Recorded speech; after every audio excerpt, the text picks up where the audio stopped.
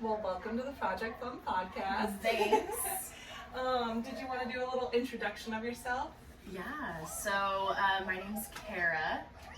I am a mom of two. I have a 9-month-old and a 4-year-old. I am a teacher. I have lots of things in my wheelhouse. Yeah, I know your husband is a police officer. Yes. And how long have you been teaching? I've only been teaching for 2 years. So prior to that, I was in management for retail. So I managed a Target, a Starbucks, things like that. And then, my husband's been a police officer for about 6 or 7 years now. We've been together for 12 years. Oh, wow. I didn't even know it was that long. Yeah. So we've been together since I was 16. And so, yeah. That's awesome, though. He's seen you at your best and your worst. Yeah. I tell him all the time that I peaked. I already peaked. It already happened. Sorry, it's all downhill from here. Well, I know I wanted to talk to you a little bit about, obviously, motherhood. Yeah. Because we've both been through having babies, but you're a little bit more well-versed. Yeah, I mean... You've been through it a couple times, yeah. And I struggled a little bit with depression and anxiety just because of how alone I felt right when Steele went back to work. Yeah. Trevor, that's my husband, Steele. But after he went back to work, I know I felt super isolated from everyone, and that was scary, but I was able to pick myself back up after like a month or two. Yeah. I think for you it was worse, and I know for a lot of my friends, they went way farther down than even I went. Yeah, and I think I should preface this by saying, so I actually have my master's in social work, which is kind of interesting. So I already am a trained therapist. Yeah, and that's awesome. So when I started going through anything I was feeling, we all have, all of us feel the way you felt. All of us that have a baby, I almost said have a mom, have a baby, have some sort of adjustment period, whether it's hormones or whether it's socially or Well, I feel like personally. you're essentially becoming a whole new person. Exactly. And so I think it's important to know that everything that a mom feels after having a baby is valid. Mm-hmm. Like whether the extent of it or anything. And so I think that's like the most important thing is even with my training and even with everything I knew about postpartum depression or postpartum anxiety or even just baby blues, that it still sneaks up on you and you don't even know you're in it. And that I think is the biggest thing, like to my testimony about it, was I didn't even know I was in it. Really? Yeah. How did you finally realize, and how long did you go without realizing? Well, I would say, so my first son was born in January. Okay. And how old is he? Sorry. He's 4. 4, that's right. He just turned 4. Okay. And so I had a traumatic birth, which is typically what triggers a lot of, postpartum feelings. Yeah, I know a lot more about Tommy than I do about your first. So, what's his name?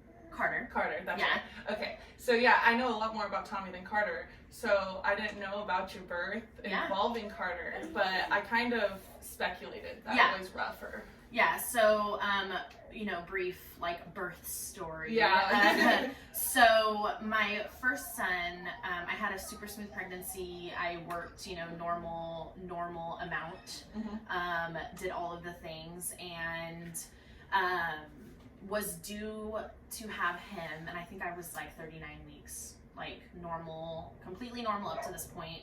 And my, when I went in to give birth, my water had broke. And it did a slow break or whatever. And what's funny about all of this, by the way, sidebar, is I've heard this story, my birth story, in hundreds of other people, right? Really? You watch YouTube videos or you talk to your friends, and the same exact thing that happened to me happened to everyone around me. And at some point or to some degree. And so, I went into the hospital, doctor sent me there, I am having contractions that I can't feel, they give me Pitocin, they do all the things, So did they force the water breaking, or? My water had slow trickled. Okay. So it ended up, as soon as they put Pitocin in my arm, literally I got up right after they did it to go to the bathroom and my water broke. Jeez. So you had the full on yeah. Okay. And on the hospital floor. Yeah. Yeah. And so that happened, and then, you know, I went through 16 hours of like active labor, screaming and pain, that whole 9 yards, to end up in a C-section, right? Like, and so for me, that whole experience and trauma of the pain is what it was for me. And so I start with that, and then I had a brutal healing. My wound wouldn't heal. Just the same thing, like I said, that you hear from so many other women. And I do know that oftentimes women who experience a C-section do experience more depression and anxiety afterward. Yeah, and I don't know what it is. I don't know if it's like for myself, right? Yeah. Like not psychologically, but for myself, like I don't know if it was an inadequacy feeling. I don't know if it was just the hormones. Like, were you someone who planned their birth, like had a birth plan? Okay. No. Well, that's at least better in some sense. Yeah, and that does play into it, like that type of stuff.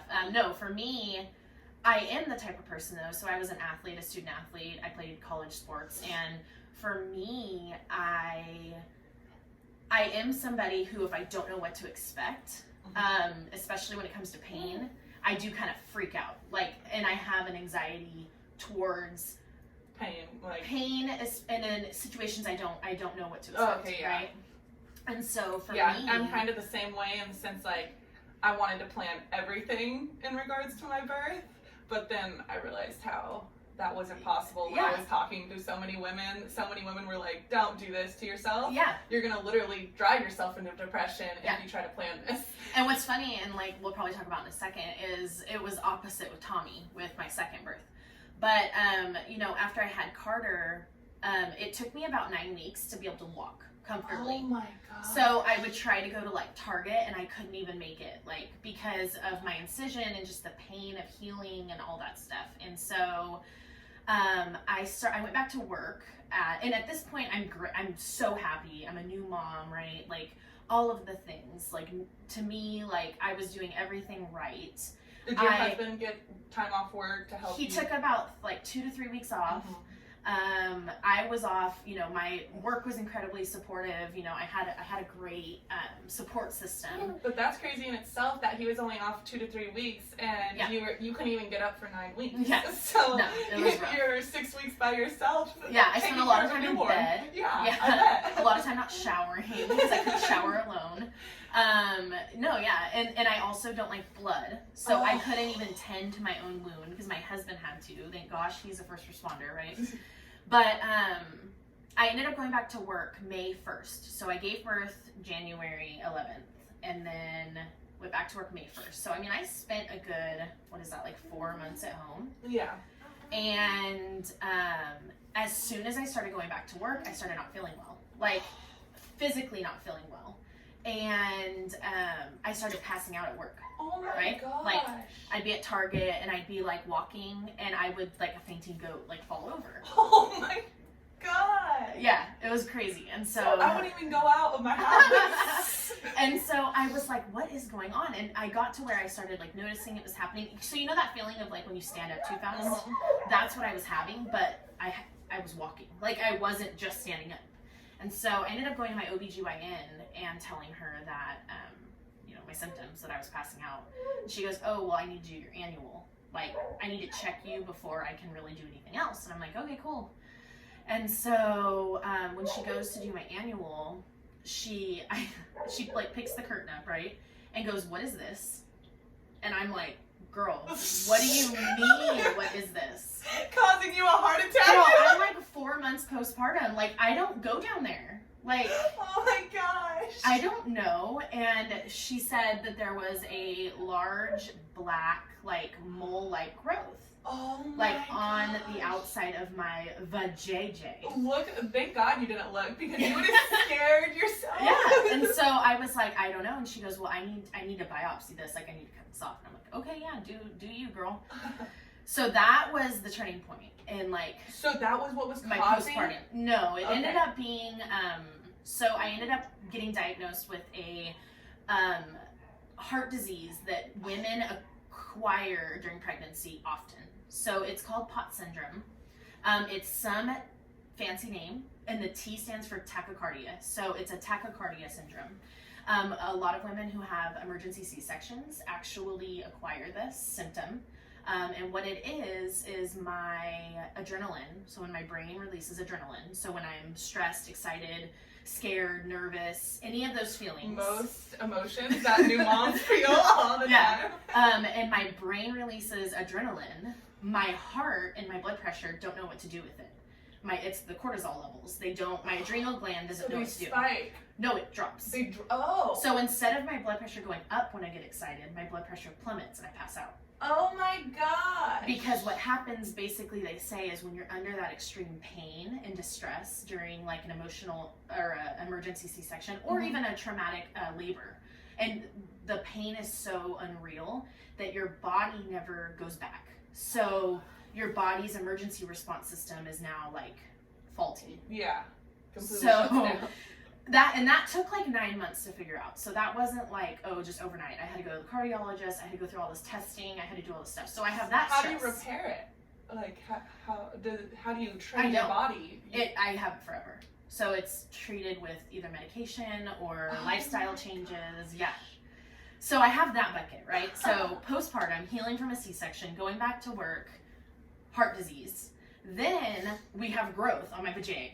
Right? So, my doctor, my OBGYN is amazing. I could like kiss her. I just want to keep her in my pocket. Like, I love her so much. And so she does a biopsy and it comes back cancer, like dermatological cancer, melanoma, like skin cancer. And she goes, because it's skin cancer, I can't treat you. It's not anything that's cervical or, It's women. benign at that. Well, no, it wasn't. But she was just like, it's nothing that's in my wheelhouse. I need to refer you. Yeah. So I had to go to CBCC, which is our local cancer center. So it's our, world-renowned cancer center. And so I went through, that happened in probably June. It took until I kept having to have surgeries, maybe like every 6 weeks, because they would do a surgery and it would come back, okay, we haven't cleaned borders. And if you know anything about cancer, you have to clear borders. And so I'd have to have another surgery and they'd have to clear it. And mind you, this is on my vagina. So every time they would do a surgery, my healing process was you have to lay down and be crotch up. Oh my God. So think of all the things that are just eliminated from my life. Any intimacy with my husband That's what gone, I'm thinking, yeah. is gone because I'm traumatized by what's going on. And you guys are already trying to be new parents and trying to adjust to that. And I can't go back. I just took 5 months off work and now I can't work because I can't walk. And so the amount of just trauma that was happening in my life was just astronomical. And I kept doing what every person, not every, but most people do. I'm okay. I'm okay. I got this. I'm okay. Fine. I'm okay. I'm okay. I'm going to put a Band-Aid on it. I'm okay. And I got to about September, because I remember it was the fair. And I was like, I'm not fine. Something's wrong. Who did you turn to? Well, alcohol. Okay. Yeah. So I started drinking and partying, and I said, well, maybe I just need to be with my friends more. So I started drinking and partying. Yeah. That didn't work, right? That just Patch it with a social Band-Aid. Because then my husband, my marriage got fragile. And my husband's going, why are you drinking and partying all the time? And I'm like, well, now maybe it's my marriage. So let me start, turmoil here and see if that's what's wrong with me. And then it was my career. So I started self-sabotaging myself with my career. Just trying to find any outlook of what was wrong. Because I knew something was wrong and I knew I didn't feel well. And I had so many other symptoms of anxiety and depression, but I didn't know that's what it manifested as, right? Like I didn't know that feeling in my gut. I didn't have anything to attach it to. Now. And it's wild that you're able to look back and see exactly what you were pinpointing it on. Yeah, and I didn't in the moment. I just said, oh man, like I really could use a night out with my girlfriends. Okay, let me do that for the next 6 weeks every single weekend while I have a new baby and a husband at home. And I work 12-hour days, you know? So, oh my gosh, so now you're not even bonding with that new baby either. So it all came ahead at my son's first birthday, which was January 11th. And then I can remember the date like clockwork. It was January 25th. My marriage exploded. And my husband said to me, I'm not coming back home with our son until you get help.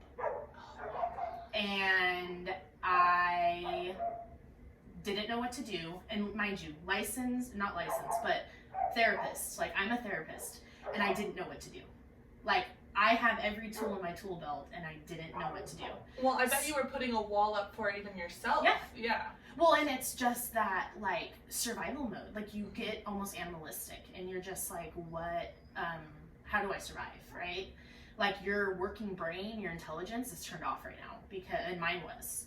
So I call my OBGYN's office, because I'm like, I don't know who else to call. And I just said to them, like, I think I have postpartum depression, and I don't know what to do. And you know what my OBGYN office said? Well, they put me on hold, and then they come back, and they say, I'm sorry, you're already over a year postpartum. There's nothing we can do. What? You're going to have to contact a general care practitioner. Are you serious? I don't have a general care practitioner. Like, I'm a woman in my 20s. I go to the OB. That's it. You know, Yeah. like, I don't need a normal doctor. And so that was the, like, hardest thing, because it's just like rejection. Mm-hmm. Like, okay, I've just been rejected by someone I trust, which it wasn't necessarily the doctor. It was just their policy or whatever. No, similar story. Before I was even pregnant or anything, I was depressed. I seeked out a therapist. I went to my general practitioner and I asked for a therapist. So she gave me like just a page to fill out that said 0 to 5. How do you feel? Yeah, so I filled depression out scale. that, Mhm. and she said, "Sorry, you're not depressed enough for a therapist." And I'm like, "What do you mean? I'm feeling so sad all the time, Oh my and I really would love to talk to someone about it." And she said that they don't normally refer therapists when you don't pass that you're You don't depressed. fail the depression scale. Exactly. So I have to be suicidal or homicidal Yeah. in order to see somebody great. Exactly. And Yeah. I'm like, wow, so this sucks. So, and she's like, so she was talking about medication choices though. Yeah. And I'm like, I don't understand why I can't talk to someone, but I can get medication, but Exactly. I'm not depressed enough. Exactly. So I called, so backstory, like, my family has a little bit of history with some therapists, and so I knew an office that my brother had gone to that is local in town that had therapists, and so I called them, and they were just like a marriage family therapist, and I just said, I need a therapist, I don't know what to do. And they just said, Please, someone help me. well, yeah, like, I don't get to see my son until I get this figured out, like, Yeah. please. And so I saw, like, I just said, give me the first person that I can see. And so I met my therapist, I want to say, like, within probably 48 hours. And I started with going, that scared me, it was falling. Just, Tighten me up, girl. yeah, for real. We're all a little loose around here. I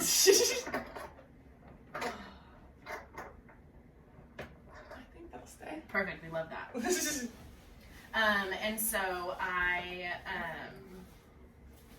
I saw her and did a depression scale, like what you're just talking about. And but what I explained to her is, like, so if we do get psychological, depression, just like any other mental illness, happens usually on a wave. Mm-hmm. And you have peak, like, manic. Like, everybody's heard of, like, manic episodes or Mhm. manic depression or Yeah. manic anything. And so the word manic just means, like, outburst. So manic means, like, my actions have peaked, right? And so I explained that to my therapist, and I was like, I've already been manic. Like, the manic part is over. Like, it happened already, and somehow I lived. And it wasn't until I started going to her 3 days a week. And, I mean, I think I spent, like, probably, like, $4,000 a month in therapy, because I just was like, give it to me, I'll pay for it. But if that's Make what it you happen. needed Yeah. mentally, It's you're cheaper fixing than a yourself. divorce, Yeah, like- exactly. Right? And then having to date again, that'd be awful. Seriously. And so I went to therapy, and it wasn't until therapy, and I ended up getting like, you know, God send, whatever spirit you believe in. My therapist also had a son the same exact time as me. Like, they were literally like 3 weeks apart. So that probably She had helped just too. returned from maternity leave to start therapy again. And I'm like one of her first patients out the gate, right?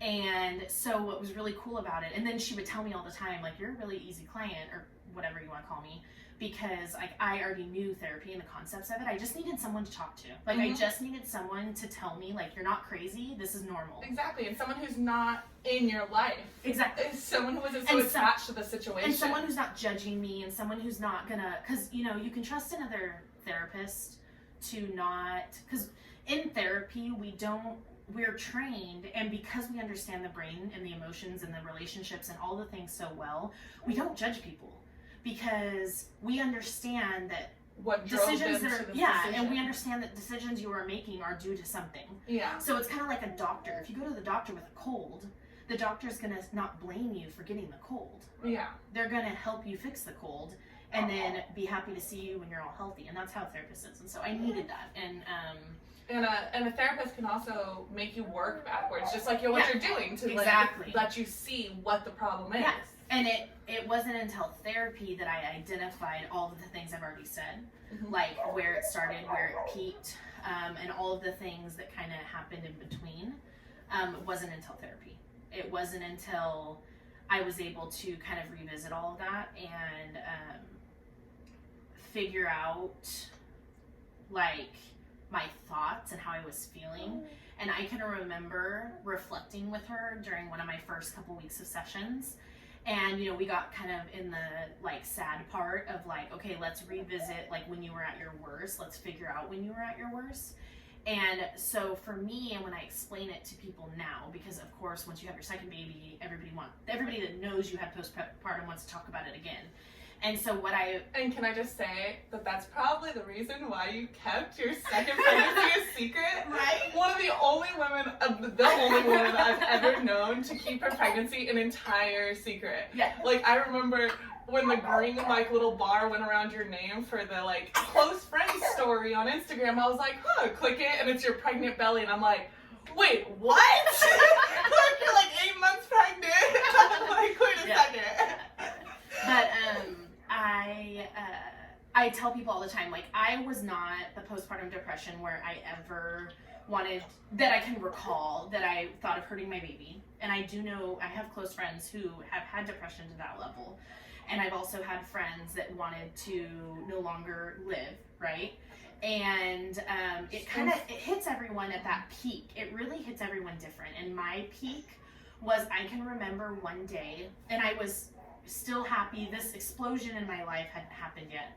And I can remember being like, I wonder if I just drove. Like, if I just started driving today, if I got on the freeway that goes to Vegas, because that's the one I know, and I just kept going, and I just disappeared, I wonder who would miss me. I wonder, like, Carter doesn't need me, my husband doesn't need me, like, Josh has this under control.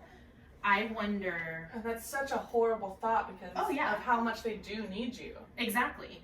But that was my peak, right? And so I'm adjusting the things. I guess they can see on that, you know. But that was my peak, right? That was what,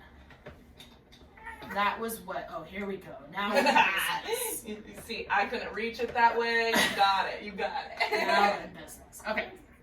But that was my peak, right? That was my thing. And so I spent the next like 3 years healing, and I'm still healing from it, right? Like there's still residual effects of it, and I could talk for 15 hours about it. Yeah. But I think what closed that chapter in my life was my best friend had a baby, and my sister-in-law had a baby at the same time, right? Oh, wow. So they literally And how had was your marriage at this point? So, like, how long did you go to therapy before your marriage kind of So, I would say, like, when we moved into our newer house, which is we moved into it at the end of May. Okay. That's when we kind of, like, were able to kind of close that chapter, start a new chapter. And we probably spent about 6 to 9 months, like, healing and really, like, moving forward.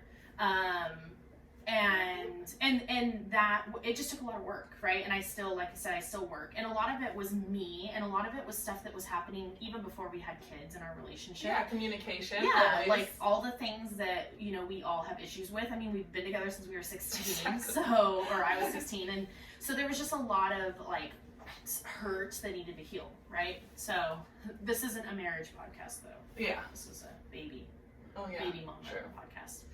But anyway, my sister-in-law and my best friend had a baby. They were like due like 4 weeks apart from each other.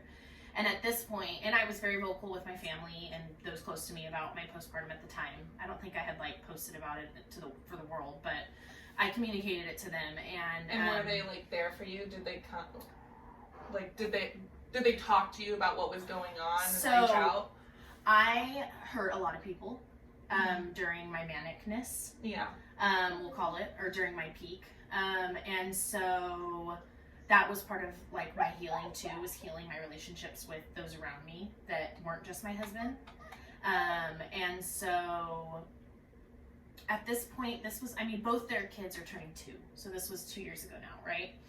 And I can remember, I didn't talk to them much because I'm of the, ergo hiding my second pregnancy, I'm of the mindset of like, don't bombard people with your thoughts. We all are individuals. Let people know you're there for them, and remind them that you're there for them often, and let them reach out to you, right? Yeah. Like, don't, unless it's someone you know you love and you're very close to, don't bombard people. Mm-hmm.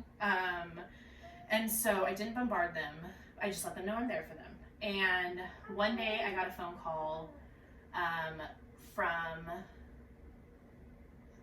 that's a lie, it wasn't a phone call. I was at a concert with my husband. Mm-hmm. Happened to be the night I got pregnant with my second one. Ooh, good night then. But I was at a concert and my best friend was there with her family. And I hadn't seen her much. She was probably like 2 months postpartum, 3 months postpartum, and I like only had seen her, you know, a small amount of times. And by the way, can we talk about how your kid is laying down and going to sleep? I am so He does this all the time. I'm such a first child. I know. And so I walked up to her, happened to be at the bar. We took a shot together, and I said, "How you doing?" And she looked at me, and tears welled up in her eyes, and she said, "You were right." And I said, "What do you mean?" Because so many people didn't believe me when I said I had depression. They tried to say that I was using it as a crutch. Mm-hmm. And I'm not saying my best friend said that. I'm not at all. No. But there was a lot of people in my life who either directly said that or their actions made me feel that way. Like, people they don't understand how intense it is until you go through it. Exactly. And even my dad, who's my best friend in life, and I love completely in the world, but he, one of the things, I mean, he was busy with other things, and he didn't come by a lot when I first had him and had my son, and it hurt a lot. And I mentioned it to him, and he was like, "Well, I'll be around a lot when he's older, when he can appreciate it more." And it's like, no, I understand that he doesn't need you, I need you. And a lot of people don't realize that they just need someone to be there. Exactly. Exactly. I know exactly what you mean. And so that's like, so I'm coming off of this healing process. You know, it's been probably 2 years at that point of like healing. And my best friend just says, you know, "You were right. Like, this is awful." And I just said, "What are you talking about?" And she, you know, shared with me how she was feeling. And I was like, "I'm proud of you. Like, I'm proud of you for recognizing that, because that's what I couldn't do. Like, what I couldn't do was recognize it because I didn't have anybody around me, nobody in my circle who had been through it. So I didn't have anybody that shared with me that how I was feeling was normal. Because I have, you know, my loved ones around me. You know, I have my mom, who my mom had incredibly healthy, easy pregnancies, easy Same with my babies, mom. Yeah. You know. And then I have my in-law family, my mother-in-law, my husband and his brother are actually adopted. So my mother-in-law is incredibly supportive with the babies, and she's a nurse, so she does understand medical stuff, but just when it comes to like a lot of the pregnancy things, she just doesn't relate, which is understandable. So I just didn't have anybody around me. And so when my best friend said that to me, it was validating. Like, it was like closing that chapter of like, okay. I'm normal. Like, this is completely normal. And not only that, but like, everything I went through was worth it because it saved my best friend. Or everything I went through was worth it because it saved my sister-in-law. Or it saved someone else from having to go through it. And I'm such a martyr. Like, by nature, I'm such a martyr. Ergo the therapy license. Like, I'm somebody who, like, I want to take on other people's pain. And so I appreciated that. I'm a teacher, for heaven's sakes. Like, I take on other people's burdens a lot. And so for me to, like, feel that way, I was like, oh, it was like closing the chapter, done. And it was awesome. And I bet you guys were able to then, like, talk about her depression, like, so she could heal. Like, that's awesome. And that is awesome. Yeah, and you know, I was able to, like, hear her out and hear her stories and just say, yeah, like, you're like that, you are okay to feel that way. But what would you suggest for women who don't have anyone near them, like, who to reach out to? It's hard to say. I know. And I don't want to give that answer because I didn't feel personally close enough. I mean, the only person I felt close enough with to come to, it was the same kind of situation that you talked about where I didn't want to burden them. So I just, like, kind of I did the whole I'm fine kind of thing, shut everyone out until the point, and I turned to alcohol too after my miscarriage. And it was just, like, so hard. And then when I actually researched for the miscarriage, and then after I had him, I researched, like, places to turn to, and there were none. And that's what I think for me, what therapy taught me about, and why my answer to you is I don't have an answer, is because I had to realize that it's within yourself. You can only heal yourself, and you are in charge of how you're feeling. And even though, you know, we can't control our hormones, we can't control what our brain is doing, we can control our response to it, right? And so the same goes for when I was in my manic episode. Like, even though I was still responsible for my own feelings and thoughts and ideas, it was the fact that I was trying to, like, put them on something else was the reason that I went down that hole in the first place. And so that's why my response to my best friend was, I'm proud of you for recognizing that. And to be honest with yourself. That's true. Like, you have to, it's that realization, like, I'm not okay. Yeah. That is the only thing you can turn to. And essentially you're learning to communicate with yourself. Yeah, you're learning to, like, see, I'm sad because of this reason and I need to reach out. But the problem is who to reach out to. And that's the part where it's different for every person. I unfortunately didn't have the marriage at the time to where I could have turned to my husband, and I didn't have the words to communicate my feelings, and so it wasn't until the realization that I could find a solution to work for me. But therapy doesn't work for everyone. Going to a therapist doesn't work for everyone. Some people have a trusted person. Some people have a mentor. But at the end of it can be a stinking YouTube video of someone you don't even know. That's what I'm thinking. That's like the online community helps so much in that sense. And just there's therapists online now. Which is super cool. So my answer is not to tell somebody what to do, because the only thing you can do is just realize that you're not okay and then figure out what's going to work for you. Whether it's self-care, taking care of yourself. Like, and I told my best friend that, like, start with doing something that you enjoy doing. Just do that. That's good advice. And see where it takes you. Like, and a lot of people struggle, a lot of women struggle, and I did too, with the guilt of, like, but then I'm spending time away from my baby. That was my huge thing. You can do stuff you enjoy with your baby. But you'll start realizing that you're not doing those things. So for, like, me, it was playing softball, right? And I played, like, adult league, beer league.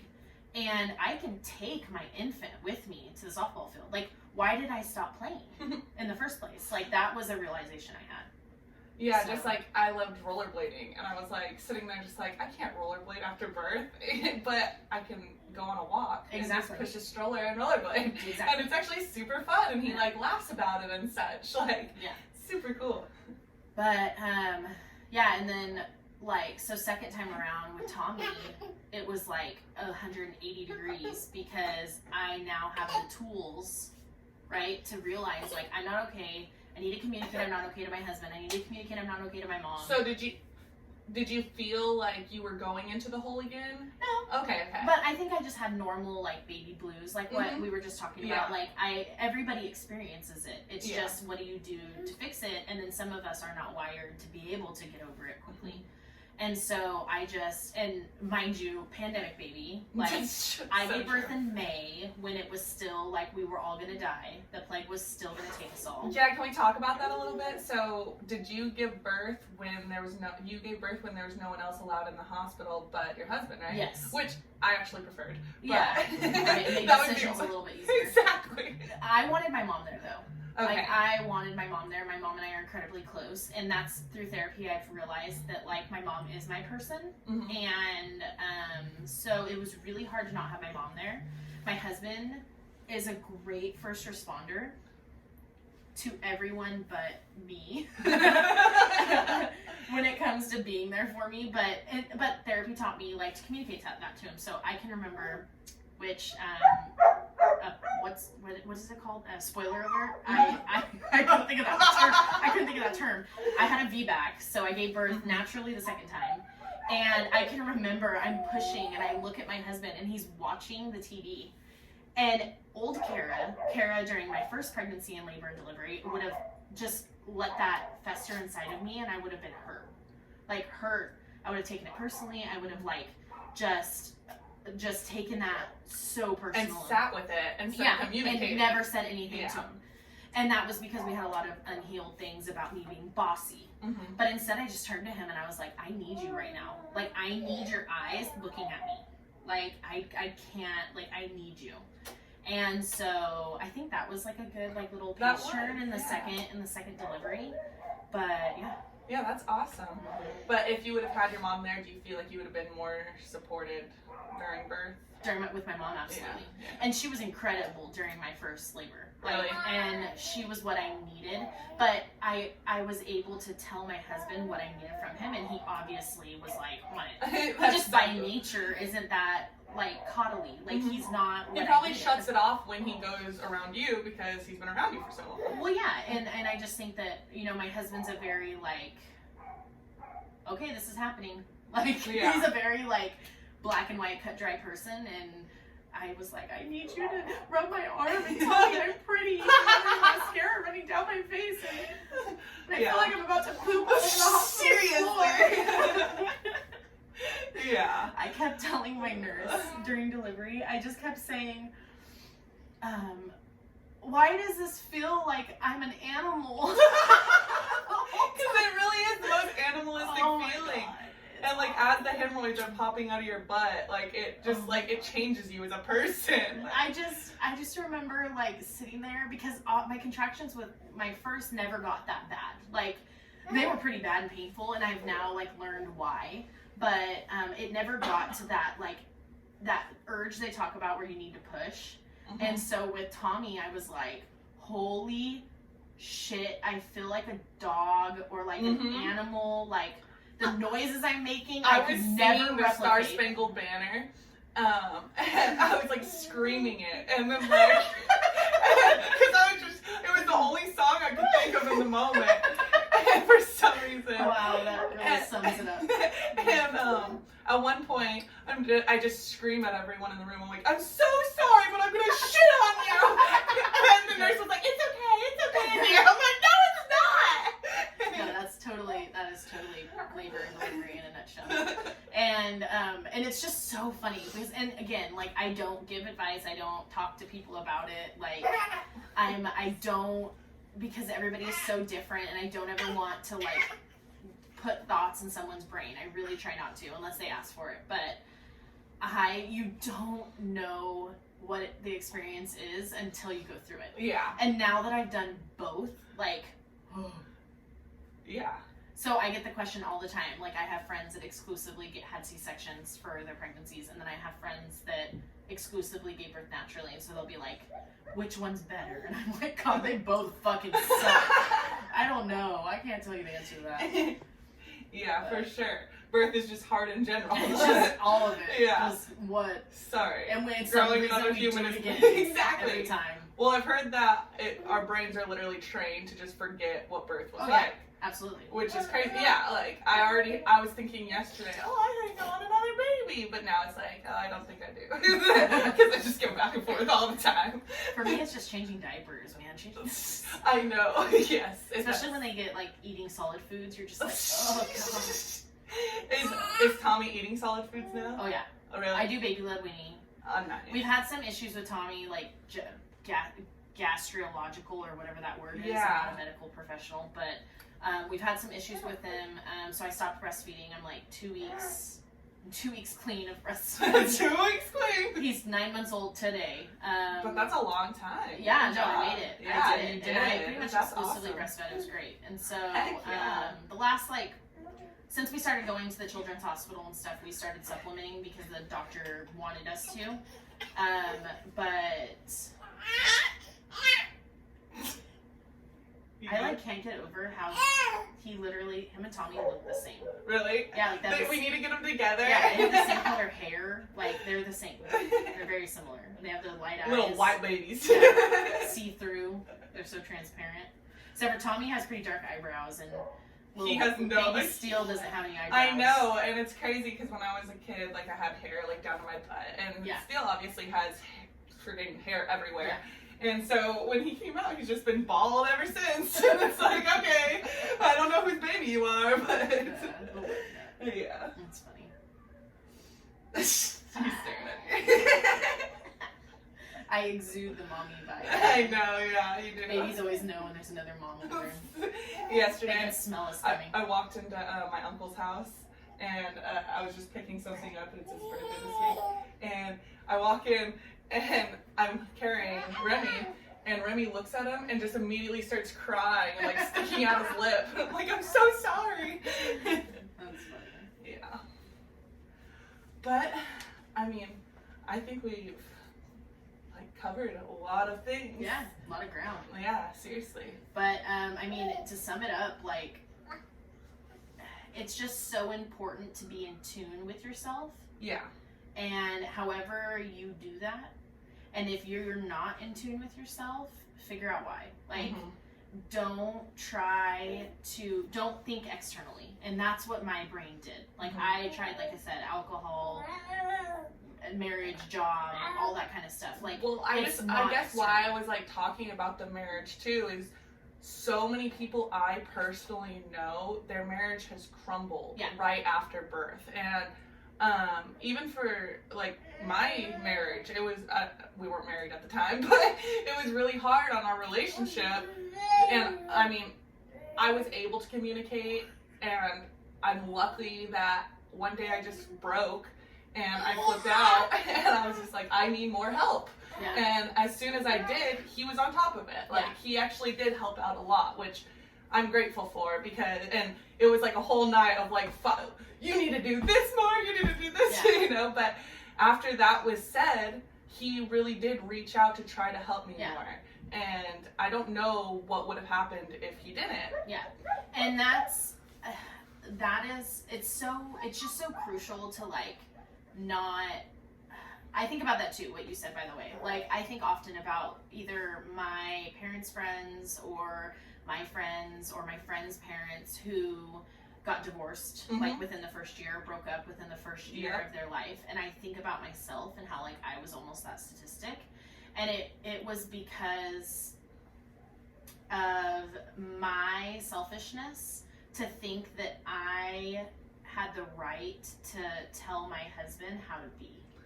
And you become so, your mind is adjusting so much because you're in charge of this human now, that you almost like start forgetting that you're not in charge of the world though. Yeah. Like, and people have their own versions of parenting, and that's okay. And I think that was so hard to like realize and be okay with. Exactly. Because you might not change the diaper correctly, or like when his diapers were a little bit too big, I used to tuck in the front, and I would be so bad when Trevor didn't tuck in the front of the diaper, you know, like little things that don't even matter. Exactly. They don't matter. And for me, it was just like, I didn't like the way my husband looked at me. But that wasn't a me, or that wasn't a him problem. No. That was a me problem, right? And I think that that has made, I mean, my marriage we've been together for 12 years and we're probably like the happiest we've ever been ever. And it's just because I let that go. Like I let go of that like need to be in charge and need it. There's almost this like toxic, I hate if this becomes controversial, I'm sorry. There's a toxic like thought and idea that you're the mom and you're in charge. And it's like, yes, like it is my baby. I can do what I want with that baby. But I 100% agree. But my mom is also a grandma, and she can grandma however she wants. And my husband's a dad, and he can dad however he wants. And now, granted, if they're putting my child's safety at risk, then obviously I'm going to give them. But when it comes to, like you're saying, like how they change the diaper, like, let them do it. Yeah, like, exactly. And some moms are, I mean, I was too, I can't even say some moms, I think all moms are just so afraid of leaving their baby alone and something happening. Exactly. And anything. And that's the anxiety. Yeah, the anxiety that just creeps in and just consumes you. And I think it's okay, really. I think it's okay if, like, like we're saying, like, they do things a little bit differently. And it's not going to kill your baby if they get an extra, like, piece of food or they're like whatever it may be. Because like one battle we're getting in with Tommy right now as he's baby led weaning is like my husband's family and my husband even hate that I give my child like real food, like whole food. Really? Like they think he's gonna choke. They're all medical professionals, yeah. right? Like nurse, blah blah blah blah. My brother-in-law, they all hate that I give my child like strips of tri-tip and he's 9 months old, and they just freak out. And I just tell them like, well, when he's at your house, you don't have to do it. Yeah, but this is how I do it when I'm with him.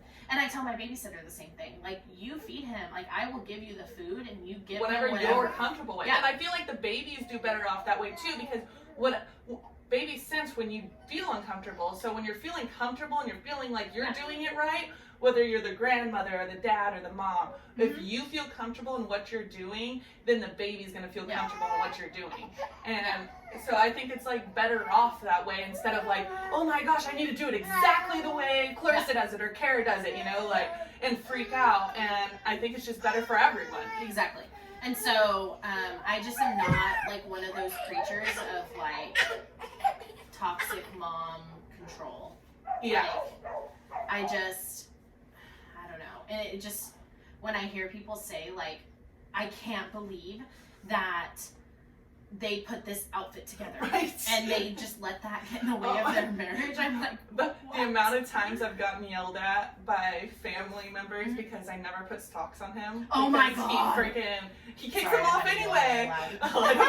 My mother-in-law and I get in fights about that all the time. Seriously? And she buys him endless socks. And I'm like, I have the socks. They're still not gonna go on his feet. Literally. Exactly. And the thing is he'll be dressed in a hat, a sweater, and full pants, and they'll feel his feet, and they'll be like, I think he's cold. It's like, no, he is not cold. He's fine. Like, chill. But yeah, so, and then I tell my mother-in-law, right? So what we were just talking about, like, then put socks on him. Because if you want to put socks on him, go ahead, but I'm not going to. But at the same time, I came to my house one time when my mom was babysitting, and she had him decked out in socks, shoes, pants, a sweater, and he's like beet red, and I'm like, Mom, he's like sweating, like, you need to rip those socks off. And yeah, it was like a huge problem. But I've like learned, so therapy's taught me to like how to word that. So instead of being like, you need to do that, I say like, hey, I noticed you have like socks and a beanie and all that on it. Why did you have it on it? Because old Kara would have jumped to a conclusion like what you're just saying in your example. Oh, and I would have been like, what are you doing? He's hot. He's overheating. Oh my god, he's gonna sweat. That's exactly what I did. But new Kara, right? So say I ask my mom that question of like, hey, I noticed you have him in like beanie and socks and stuff. What was going on? Maybe her response would have been, oh, I just wanted you to see how cute he was. I just put it on him. I wanted you to see how cute he was when you got home. But instead, you would have broke that relationship by jumping down her throat. True. Does that make sense? It right? does. It makes complete hey, sense. I charge I feel like my mom is like the only person I can't communicate with in my life. And that's true. But still, like, I've learned that with relationships is like, you break relationships by jumping to conclusions so and true. about thinking that you can control other people. And when it comes to your kid, it's so quick to do. Like, because I see him and I'm like, I want to fix this problem. Exactly. But yeah, I think we did awesome. Good. And to wrap it up, thanks for being here. You're welcome. Anytime.